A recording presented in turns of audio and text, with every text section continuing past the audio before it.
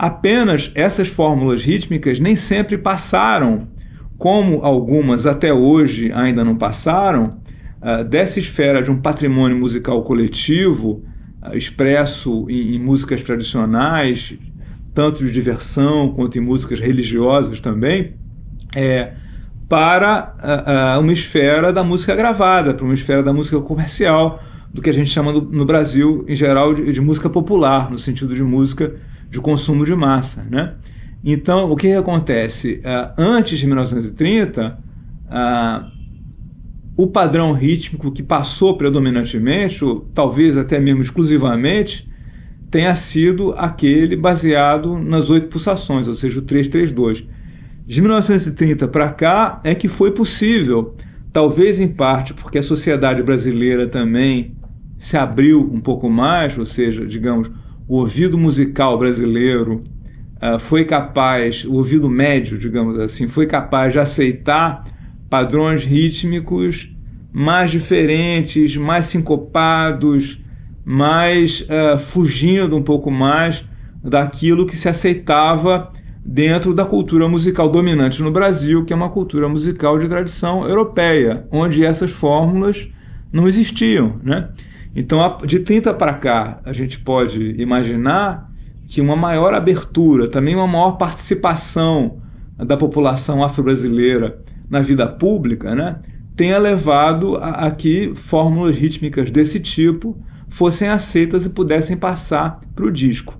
E, se essa hipótese está correta, as pessoas, os músicos, pelas mãos de quem essas fórmulas chegaram, foram principalmente esse grupo do Estácio, né? Que trouxe isso daí dentro de um novo padrão de percussão que estava abrindo um caminho também na música através das escolas de samba, né?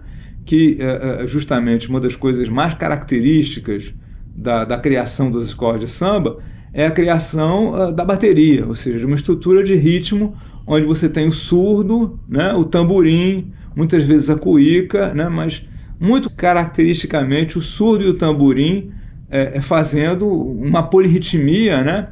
Que é justamente esse padrão de acompanhamento, né? Que a gente encontra nas gravações mais antigas que a gente tem de escola de samba, que são gravações, curiosamente, feitas por estrangeiros, né? As gravações do Stokowski, quando teve dentro de um navio, dentro de um programa de política da boa vizinhança americana dos anos 40, e levou o Cartola e a bateria da Mangueira para gravar para ele. E isso depois foi editado nos Estados Unidos, depois editado no Brasil também, e você escuta uma bateria de escola de samba, e onde esse padrão rítmico está presente. E também nos anos 40, o Orson Welles, né, quando vem filmar o Carnaval do Rio, que grava a escola de samba, inclusive ele grava até instrumento por instrumento, né? Ele faz uma gravação quase que etnomusicológica, a gente poderia dizer, porque ele pede, toque só o surdo, agora só o tamborim, e você ouve esse padrão ali também. Então, essas são as gravações mais antigas. Agora, antes dessas gravações de bateria de escola de samba, a gente tem as gravações dos sambas do Estácio. Quer dizer, as gravações pelo Francisco Alves, do samba do Ismael, do Bide, etc., onde você não tem uma bateria acompanhando, mas você tem o Chico Alves cantando, né? E a gente percebe, e é uma das coisas que é feita no livro também, é uma análise dessas melodias cantadas pelo Chico Alves, onde a gente percebe na divisão da própria melodia cantada a presença desse mesmo padrão rítmico, né? Quer dizer, ou seja, aí já o samba como algo bem diferente musicalmente do lundu, do machis, da polca lundu, de toda aquela tradição, daquela primeira versão, vamos dizer, do que seria uma música afro-brasileira aceita no Brasil. A primeira versão seria aquele lundu, machis, etc., e depois o samba no seu primeiro estilo, né? Que então não se diferencia tanto daquilo que já vinha antes, né? E o samba nesse segundo estilo, agora já claramente diferenciado, né?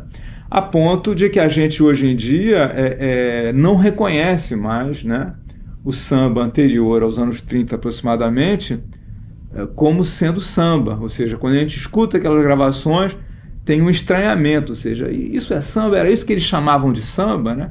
O que levou tantos historiadores e musicólogos até a chamar o samba de antes de 1930 de samba amachichado, ou seja, era um samba que ritmicamente não se diferenciava nitidamente do que já vinha antes dele musicalmente.